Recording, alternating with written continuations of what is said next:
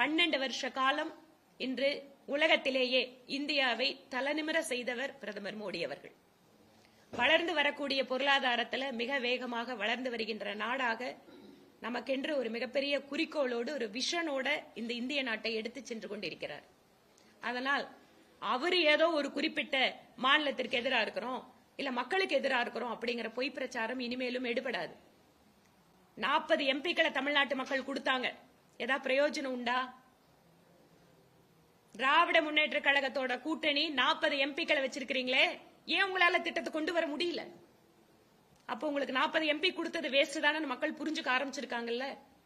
அதனால் எலெக்ஷன் நெருங்குற நேரத்தில் 14ஆம் தேதி வந்த சர்க்குலரை வேண்டுமென்றே பிரதமர் வருகின்ற பொழுது வெளியிட்டு பிரதமர் மோடி அவர்கள் ஏதோ தமிழ்நாட்டு மக்களுக்கு எதிராக இருக்கிறது போல இவர்கள் நடத்தி கொண்டிருக்கக்கூடிய நாடகத்தை இனிமேலும் தமிழகத்து மக்கள் நம்ப மாட்டார்கள். திரும்பவும் சொல்கிறோம், கோவைக்கு மெட்ரோ உறுதியாக நாங்கள் கொண்டு வருவோம். 26 தேசிய ஜனநாயக கூட்டணி அரசு அமைந்ததற்கு பின்பாக கோவையினுடைய மெட்ரோ கனவு என்பது நிறைவேற்றப்படும்.